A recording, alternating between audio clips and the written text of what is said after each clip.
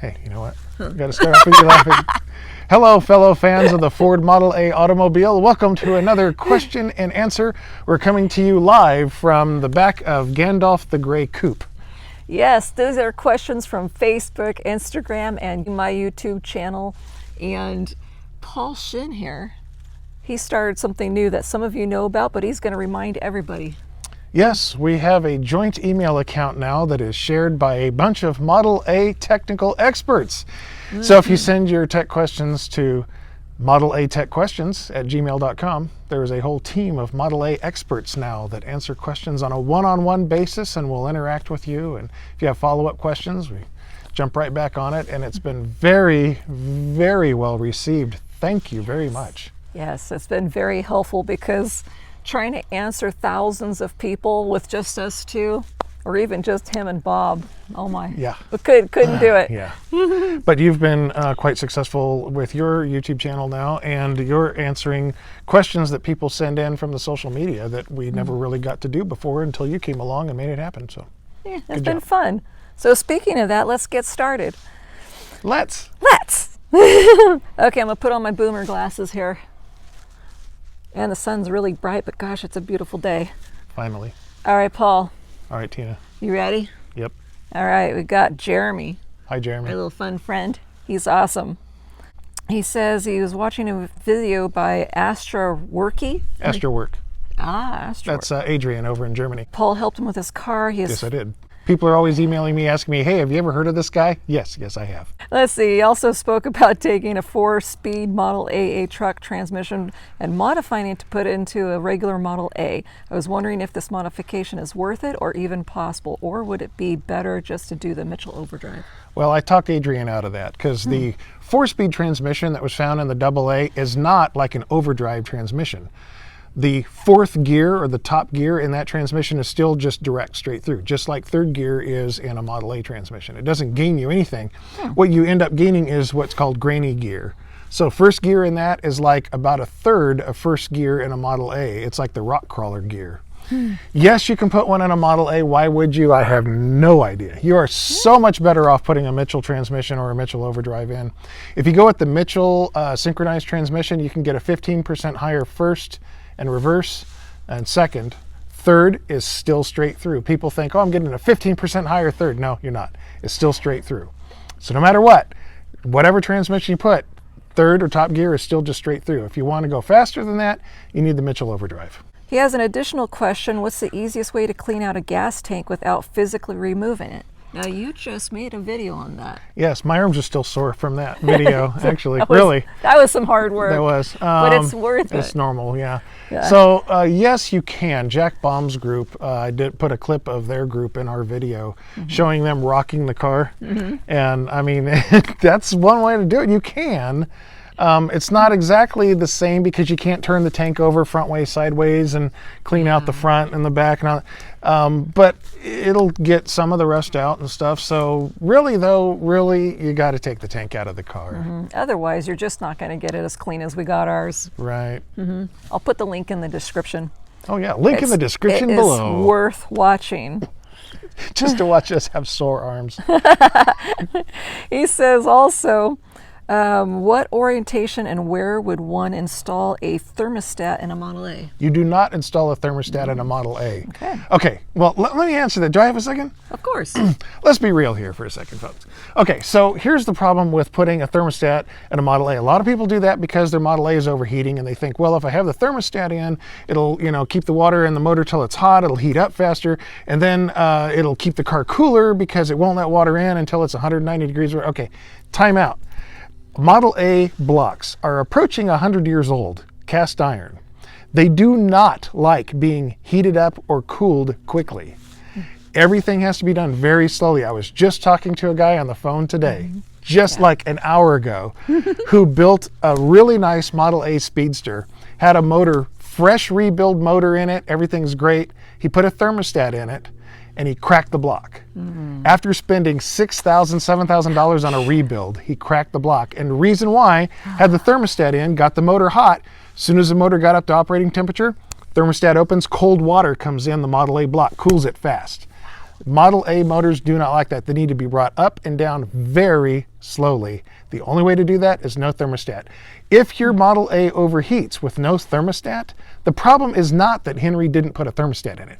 Problem is either your radiator is partially plugged, or could be that your block has some crud in it. You need to clean it out. Fix it right.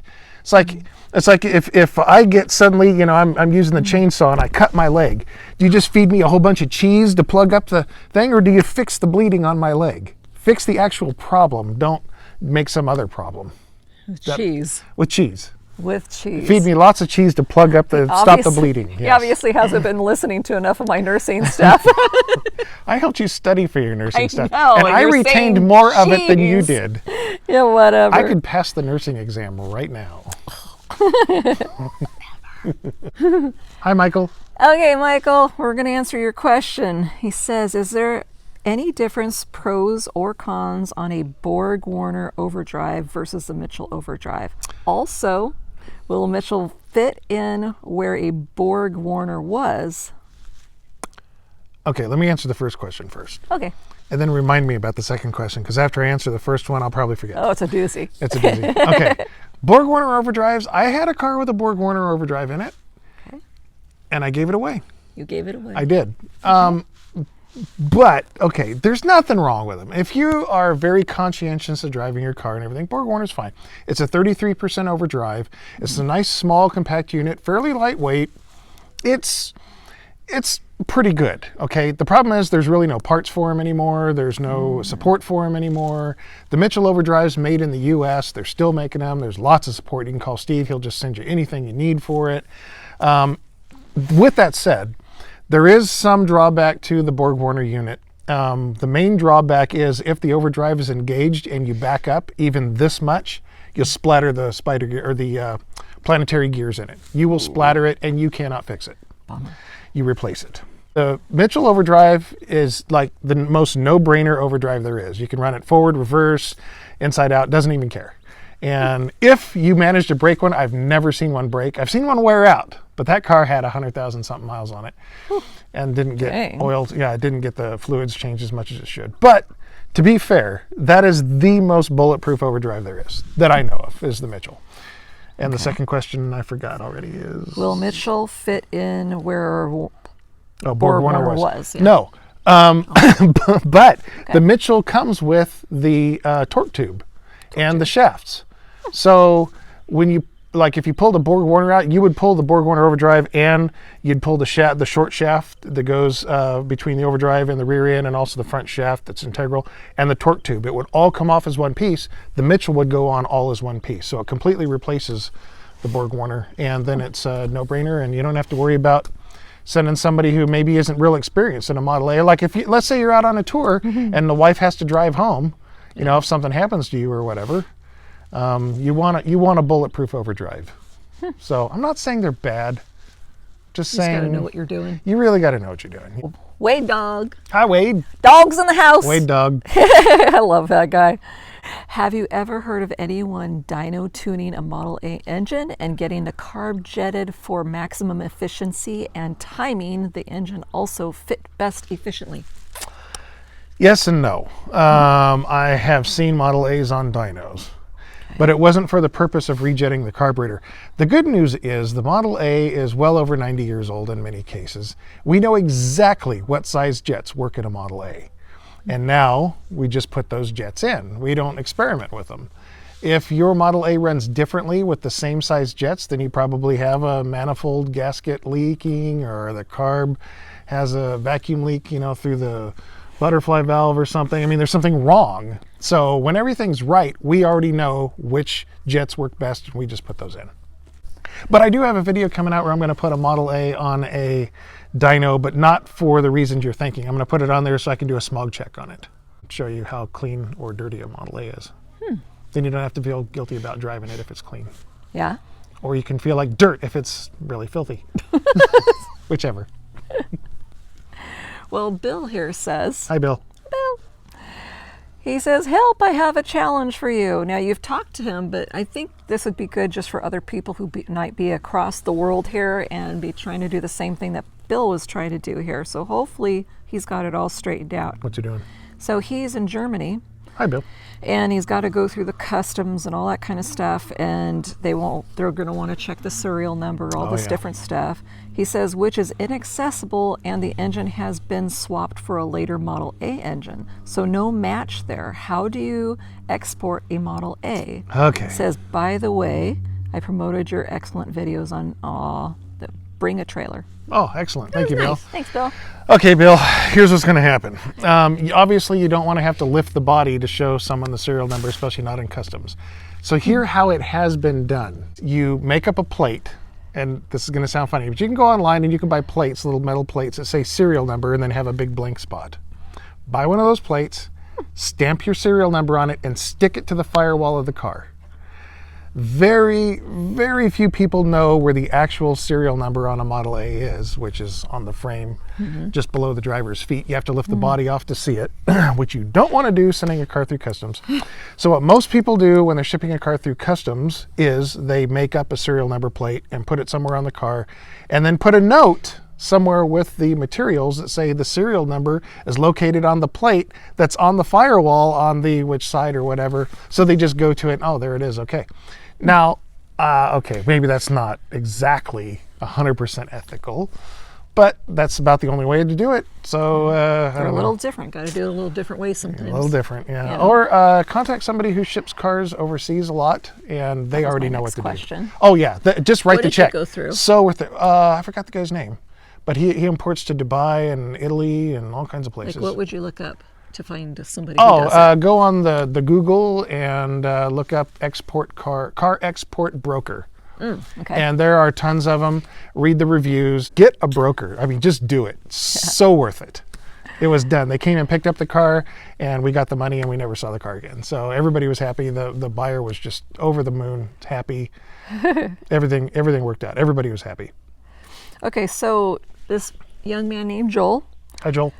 He not so much had a question, but it's kind of a question. And he said, I thought you boil it out on the Q&A. Now he's talking about the gas tank. Oh, yeah. And you talked about boiling them out in other Q&As. Right. But so he was kind of wondering why we did it the way we did it in Saturday's video. Very simple, because it saved me $350. Having a gas tank boiled out at a radiator shop is absolutely the way to go.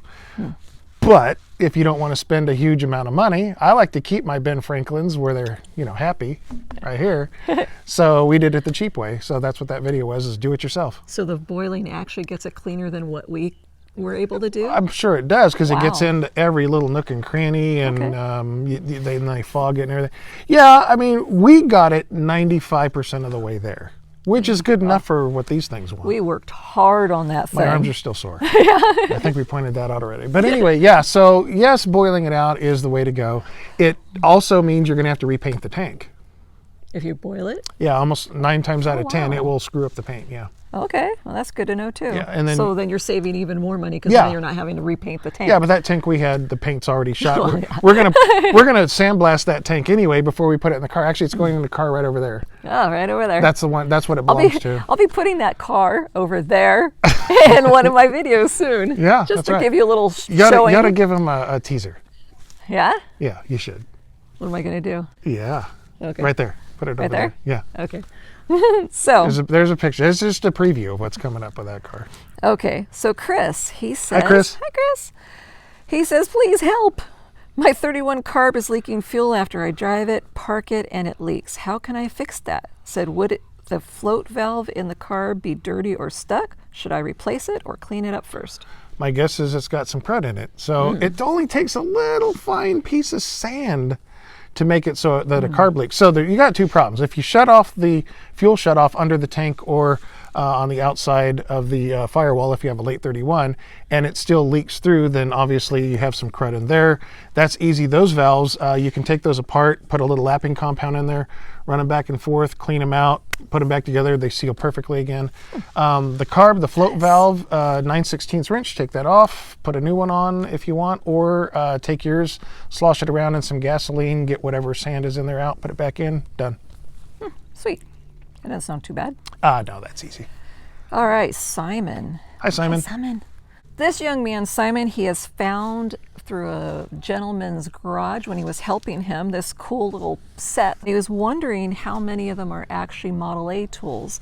So Paul took a look at the picture, and man, that's a cute display. I love that. If you look at the judging standards, there's a whole section in there on Model A tools. And it will show you not only which tools are and are not proper, but it'll show you which tools are and are not proper for your exact year of car. Oh, that's sweet. Yes, the judging standards is your friend. Yes. All right, Paul. Hi, Paul. Hi, Paul. He says Hi, Paul. he has limited mechanical skills. I use tons of your information. Appreciate you. He says his question is, why does the plastic on the points melt when I turn the key on? I've gone through 3 sets. First set I left key on. Second and third melted seconds after I turned the key on to set timing. Needless to say, this has become frustrating as well as costly. Hang on a second. The plastic on the points melts? I'm assuming he's talking about the points rubbing block? I don't know. Wow, Paul, you have a problem, buddy. What could cause something like that? Wow. Okay. So Just breathe. Just breathe. It'll be okay. The electrical system, the way it works, the current flows. Let's take the current path. Okay, it flows from the junction box, and it goes up to the negative terminal on the coil. Okay. Comes out from the positive terminal of the coil, goes up to the ignition switch. The ignition switch then goes down through the armored cable to the distributor, connects to the lower plate, whether there's a wire, goes up to the upper plate, which connects to the points. Okay. The points ground or open. Okay. If you have a 6-volt system and you have a coil with about 1.5 or 2 ohms of resistance, there is no way your point should be melting. Now, if you've converted to 12 volts and you still have a 6-volt coil, the points could get pretty hot. That's a lot of current going through there, but I would suspect it would take the coil out first. Now, I'm assuming this is with a cold engine because he said he went to time it. So it wasn't running, so it's not like the engine overheated and melted the points, which I have seen. That was a bad head gasket, and that motor got very hot and melted the plastic in the points and lots of other things. But anyway, I'm assuming if you're still running a 6, there's no way your point should be melting. Something is seriously wrong. I'm going to guess the coil's bad. Check if you have an ohm meter, or even just go to Harbor Freight and get one of theirs and measure across the coil, the positive and the negative terminal on either side of the middle terminal. Measure across there. You should have at least 1.5 ohms, and if you have less than that, you probably have a bad coil. Okay. Hopefully that Still gets you in the shouldn't right melt the direction. points. My goodness, that's Yeah. ouch. Sorry, Paul. Ouchie. William. Hi, William. Hey. Says, I have a Model A pickup with 600 miles on it. After restoration, I live on northeast. Should I drain the water from it, or can I install antifreeze for storing it for the winter? If I have antifreeze in it, do I drain it for the summer and put just water back? Okay, well, he lives in the Northeast, so it gets pretty cold there. I'm assuming you have it in a garage or something, so it's not going to get 30 below in your garage, I would assume. Antifreeze is fine all year round. I run antifreeze in all of our cars all year round, just 50-50. The regular antifreeze we get over at the auto parts store, nothing special. Not only does it keep it from freezing and cracking a block or a head or something like that, also lubricates things real well. I barely ever have to grease the water pump rear bearing, almost never. It also keeps, rust from building up inside the block, and these blocks are getting close to 100 years old, so you want to do what you can to keep rust out of there. Just plain water doesn't do anything to stop rust or corrosion in the block. So anyway, I run antifreeze 50-50 with distilled water. I run it all year round, never have any trouble. Hope that helps. But if you want to drain it, you can, but again, that doesn't stop rust. Leaving some antifreeze in there would help stop rust. That's good to know. Yeah. So the next question is from Dave. Hi, Dave. Hey, Dave. So Dave is starting to work on his car with his daughter, which is way awesome. It was meant for his dad, but unfortunately his dad's health got bad, and that's sad. But he says, I'm working on cleaning up the front end, and there is actuator type things mounted. Is actuator, is that the word I'm meaning? Or he's meaning? I guess. Well, let's see. We'll continue. Mounted on the frame that I can't figure out what it is. I looked online and can't find it. There is a linkage that goes to the hub, and perhaps it acts as a stabilizer. The hub? He says the passenger front and back both have.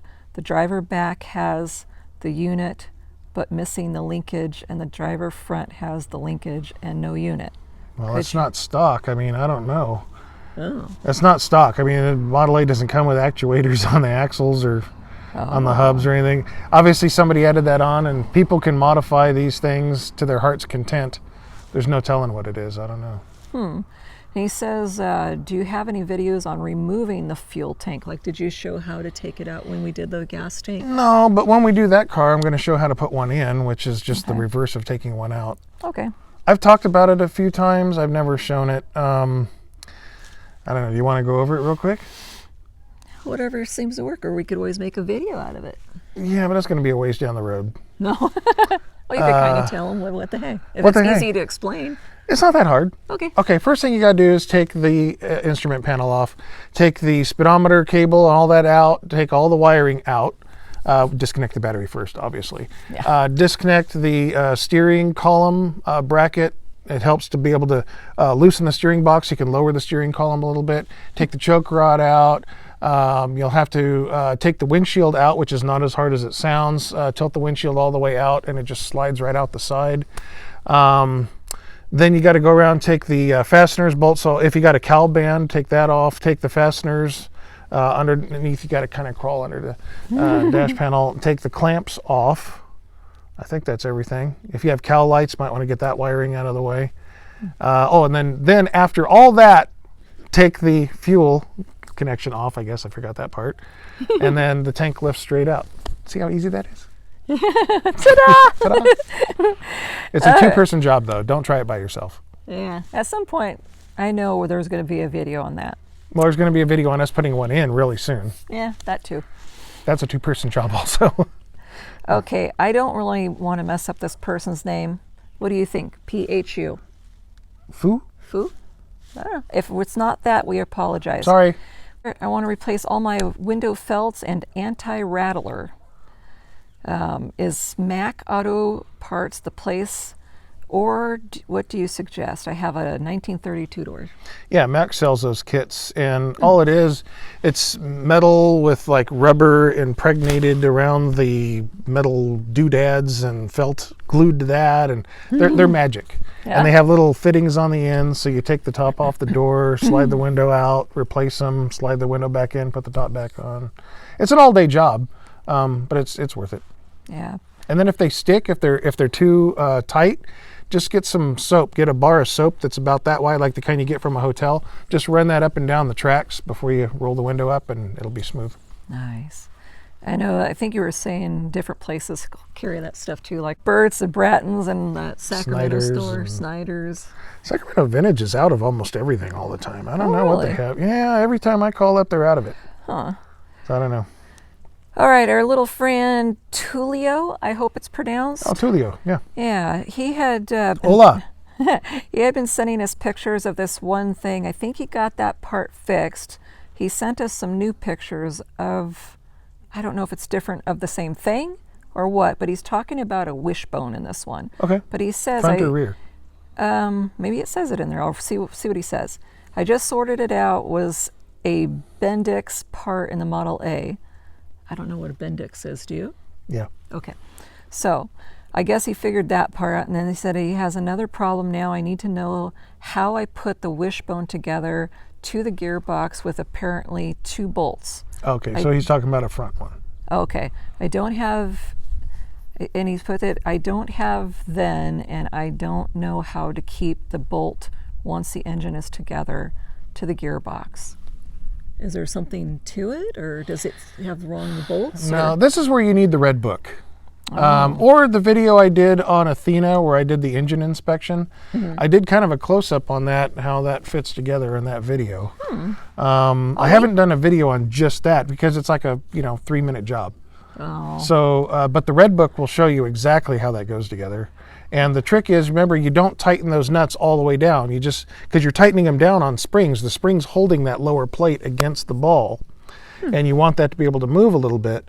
So you just tighten up the nuts to where they're pushing on the springs, and then you can get a cotter pin in there.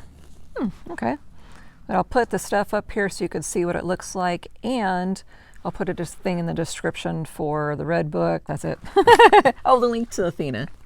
And see if you can find that little spot that you're talking about. Steve and Mary's car now. Yeah, Steve and Mary. They seem to be having fun. They're nice people.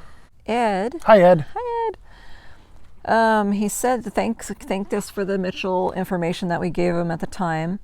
Any information about where to buy a transmission? So I think it's probably the same thing. I know we had sent him to this one Mitchell place that you had given him. Mitchell Manufacturing. Yeah. And so now with the transmission, yeah, can he get that kind of stuff from Yes. Burt's and all that stuff? Oh, yeah. Or Burt's? Burt's, Bratton's. Let's see, I always do it in alphabetical order. Okay. Let's see, it's Burt's, Bratton's, Max, Mike's, Snyder's. Okay. Are the ones we usually go to, but there's lots of other ones, like CW Moss now is one I started buying stuff from, and I don't know if they have transmissions or not. But like the big ones, like Snyder's and Bratton's and Burt's, they'll do like transmission rebuild, and so you send them your old one, they send you, rebuilt. But yeah, you can go directly to Mitchell if you want their Overdrive or their synchronized transmission. Yeah, which he did already, so that was cool. Yeah. All right, Bill. Hi, Bill. He says, I bought a 28 Roadster on BAT. Bring a trailer. Bring a trailer. And last week acquired a 1931 Victoria two-door. Nice. The steering on the 31 is much stiffer, almost impossible when standing still or driving slowly. Watched your video about lubing steering box with Rizalone. I don't know, what is that? I don't know. He's thinking I use Rizalone in it, but I didn't. Okay. Not sure what is in there now, but there is no Zerk fitting, so don't think it is greased. Okay. Any advice on how to drain existing fluid? Well, the steering box probably is just out of adjustment. If it's a two-tooth, which a 31 would have a two-tooth box, unless somebody swapped it for a 7. But sounds like your steering box is out of adjustment. The proper fluid for that is the 600W, but I use the, Super Lube or whatever it's called. It's a little bit thicker and really gooey, and once you get it on your fingers, it never comes off. That's what I put in steering boxes. Keep it topped off. All right, Michael. Hi, Michael. He says he's from Germany. Hi, Germany. Very awesome. That's where Adrian is, too. Nice. He says, I have found your video troubleshoot a Ford A that won't start because my A always turns around but don't start. Checked everything like you and found with the key on I have it. One side of the coil 6 volts, on the other side of the coil only 2 volts. What's wrong? I checked everything like in the video. Okay, well, if you have 6 volts on one side of the coil, 2 volts on the other side, the points are closed, or he has a short in the ignition cable, one of the two. My guess is he's got some resistance in the ignition switch. That's kind of a wild guess, but that's, because usually, like, if the key's off, you should have 6 volts on both sides of the coil. You turn the key on, if with the points open, you should have 6 volts both sides of the coil. Points closed, you should have almost no volts on the other side of the coil. But if you still have volts, that means you've got resistance somewhere. So it's probably in the ignition switch. All right. Probably. Hopefully that Or the helps. points need to be cleaned, or they're not making good contact. Something in the distributor could not be making contact. Kind of a big kind of words. But you need to just make sure, start at the ignition switch and work your way down.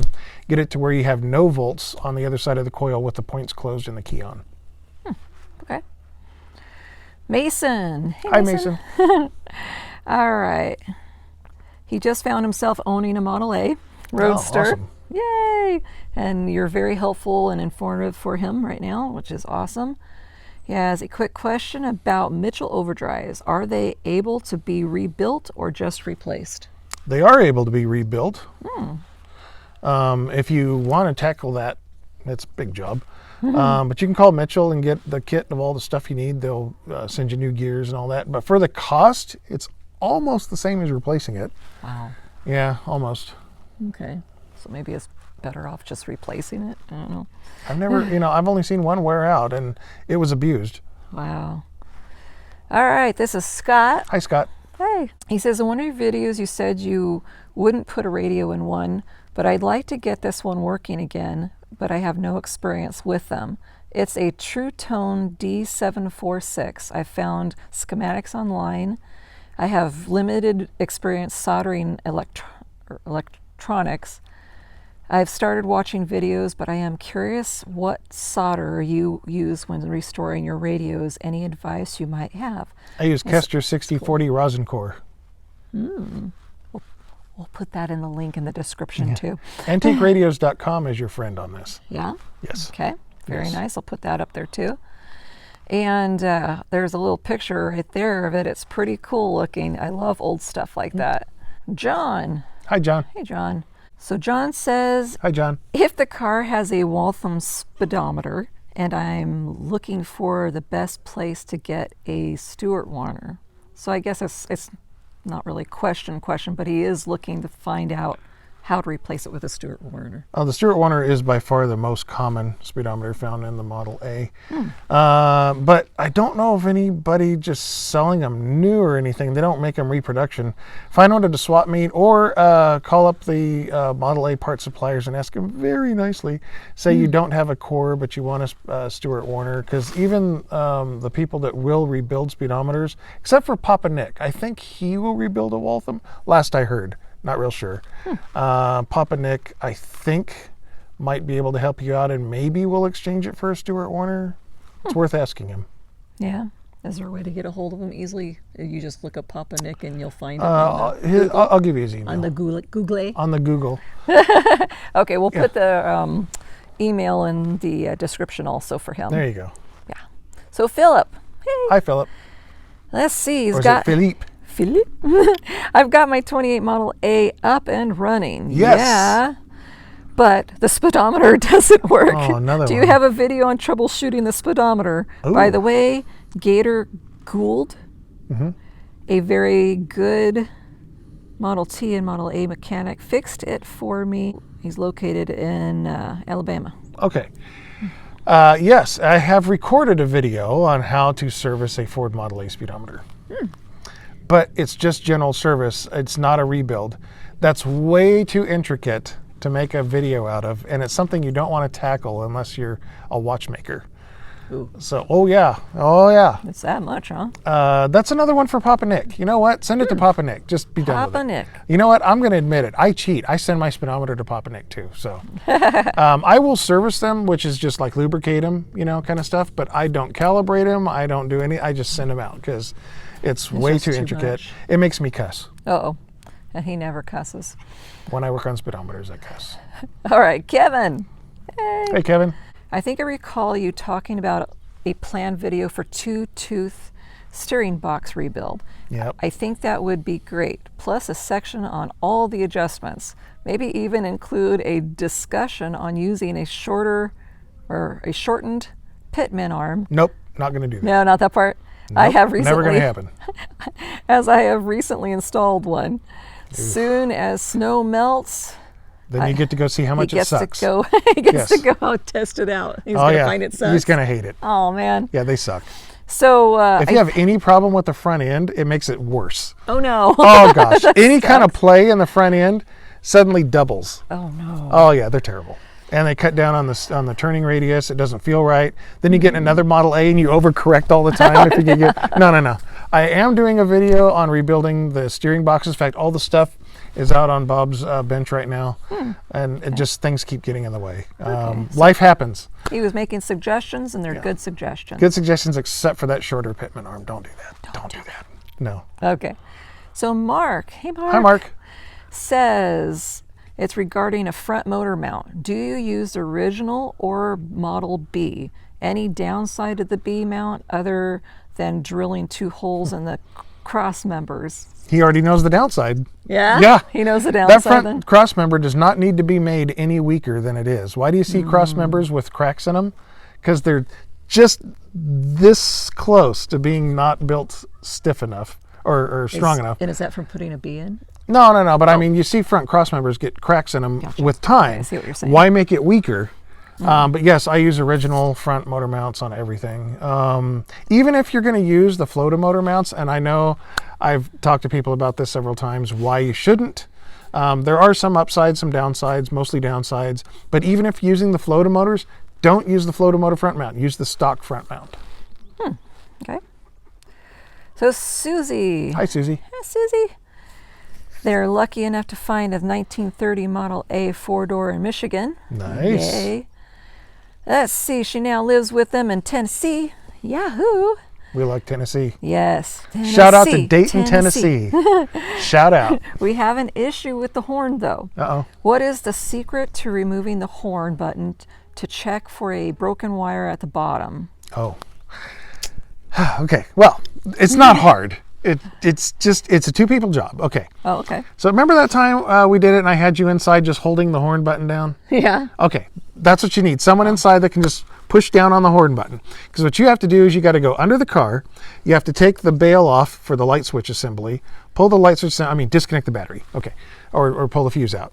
Take the bail off. Take the light switch wafer out. On the end of that, you will see, once you take the whole assembly and you're just looking at the bottom of the horn rod at the bottom of the steering box, you'll see a button down there.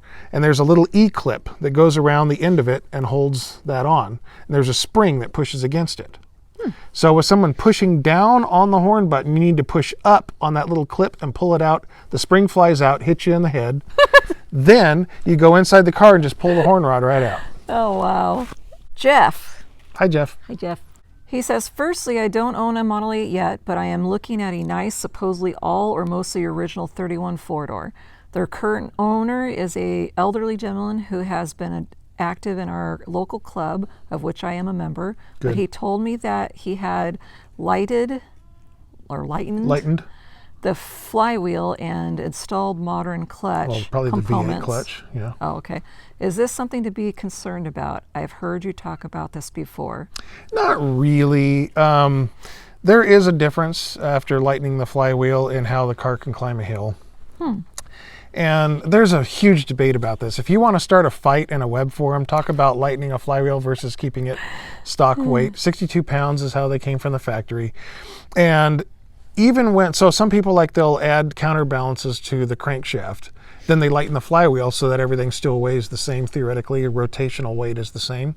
But keep in mind, Henry Ford, when he made the Model B crankshaft, the first ones didn't have counterweights. Not too long after the B came out, he put counterweights on the B crank, which is larger, the journals are larger, everything's larger. He still left the flywheel 62 pounds. There's a reason for that. And we noticed the difference in how a Model A can climb a hill. For example, one of our cars that has a lightened flywheel cannot climb the hill going up to Hogan Lake in third gear.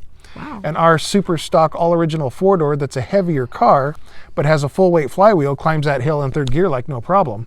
With a completely stock motor, stock head, stock everything. And it just climbs that hill in third gear like it's no problem. That's the difference with the lightened flywheel. So is it a concern? It's not a concern, but if you have a choice, you don't want the lightened flywheel. The V8 clutch is kind of cool because it doesn't take as much pressure to actuate it. I don't know. I'm kind of 50-50 on those. It's an opinion, but I still kind of like the stock Model A flywheel or pressure plate and clutch assembly, just because it throws your foot off. It's like, get off me, I just like that. I like the stock feeling. If I want to drive a modified car, I'm not going to drive a Model A. I'm going to drive a modern car. I mean, people do all these modifications to Model A's to make it more like driving a modern car. I don't want that. I want the opposite. So I'm kind of jaded. Not directly Model A related, but slightly. I do not own modern welder. I own a old Dayton 200 amp AC welder, Okay. which is a better all-purpose modern welder. MIG or TIG? Dude, MIG or TIG? MIG. Yeah. If you can only have one, MIG. MIG. Yeah. Okay. So Rob says, Hi, Rob. Hey, Rob. Why did the industry switch from positive ground to negative ground? So it is a question. That's a great question. That's an awesome question. I don't know. I don't know. I thought you gave me an explanation one day. Oh, see, but manufacturers were doing it both ways. Some were Okay. positive, some were negative. There was no standardization. And they especially weren't standardized on 12 volts, 6 volts, 8 volts, whatever. They were kind of all over the place. The auto industry, for whatever reason, said, you know what, we need to standardize on something. And for whatever reason, they picked 12 volts, negative ground as the standard. And if you know how current flows from and to a battery, a current flows in a loop, okay? It flows from the negative terminal through whatever to the positive terminal. So it makes sense to have a positive ground because that's where everything's being gathered. So you want wires carrying current to the accessories in the car, lights, whatever, and the return path to the battery is through the car. Versus negative ground, which almost every modern car is now, the whole car is energized, if you want to look at it that way, and it's waiting for a return path to the battery through the accessories, through the wire. So positive ground, if you have it connected that way, it's pretty rare to get corrosion on the battery terminals. Versus negative ground, it's super common to get corrosion on the battery terminals. Even on a modern car, they put goo on them and all kinds of stuff to knock down the corrosion. Whereas Model A, you don't have to worry about it. The positive ground, just slap them on there and go and never even worry about it. Nice. Okay. So although positive ground is engineering-wise the more sound solution, they standardize on negative ground. I still don't know why. Okay. So James, Hi, James. he says he just bought a 1931 two-door. Yay! Yeah.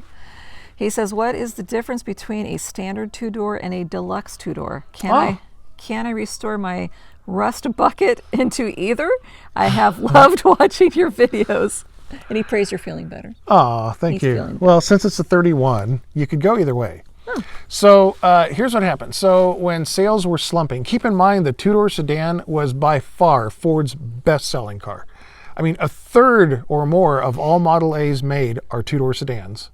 The other 2/3 are all the other body styles. I mean, two-door sedans are absolutely by far the best seller. When sales started to slump, they came out with the deluxe two-door. So what that does, it gives you cowl lights, for one thing. That's the most obvious feature that you'll see. Inside, you got the wood graining on the dash panel and the windowsills. You got the adjustable seats. Let's see, you got carpeting instead of a rubber mat. You got the upgraded interior, the cloths. They moved the dome light to the back. What else? I don't know, some other stuff. But anyway, it depends on how, I mean, if you like the looks with cowl lights, do you want to call it a deluxe? That's cool. Finding the seat hardware for a deluxe, that's pretty hard. A lot of people will make a deluxe two-door that still has the standard two-door seats in it just because that hardware is easy to come by. But you can tell right off. If you see a two-door sedan, especially a 31, that doesn't have the indented firewall and it has cowl lights, I almost guarantee the dome light's in the middle of the car because it's not a true deluxe. If it was, the dome light would be in the back. All right, this is the last one. Oh, yeah? It's from Ross. Hi, Ross. He says, third brush adjustment would make a good video. You know what? He's right. Third brush adjustment, which I need to do on the mail truck now. Oh. Because when we took it for a drive into town a couple days ago, it was charging at like 15 amps or something. And that we're going to boil the battery out. So I need to do a video on that. He's right. Yeah. But so few people still run generators in our area because we do, we drive at night and stuff. We are doing a video right now. The stuff is out in boxes and being categorized right now to show how to convert GM one-wire alternators from 12 volt to 6 volt positive ground, so you could put it in a Model A. Nice. And in that video of converting the alternators, I do plan to show how to adjust the brush in the generators and show why that's a hassle to do. Like if you're driving along, let's say like right now, the way the sun's kind of setting and you're almost ready to use headlights, but you're still an hour from home, you got to pull over to the side of the road, get out, take the side cover thing off, whatever, move the brush, tighten it back down, put the thing back on, close the hood, get back in the car, then turn the headlights on, then you drive home with the higher charging current on the generator. Which you'll notice I never do that. I just turn my lights on and go. I don't care because I run alternators in the driver cars. That's true, yeah. Our car that has a generator in it, we don't drive at night. So Yeah. So we just always leave it on like, 2 amps. Just leave it there. Yeah. So anyway, sorry, long answer. There you go. It's all good. It's coming. Yeah. I don't know It's coming when. soon to you. But it's coming. All right. Well, thank you. Thank you for answering these questions today. I Glad to appreciate help. it. Thanks to everybody who sent them in to the InstaFace and the Face group. And Yeah, he doesn't get on those things. It's always me. If you send a question or a comment, it's always me who's going to see it. I do share them with him. I show him them, and sometimes he'll give me answers to respond to. yeah, like when I'm in the shower and you walk in. I need an answer to this. I got to catch him where I can get him. It's like I finally tie him down. And now we got to push this into the shop so I can start working on this finally. Yep, it's time to start working on Gandalf here. Yeah. Hey, Ryan, we're going to work on your car. Yeah, right. Woo! It's coming to you, baby. All right, you guys take care. God bless, and we'll see you soon.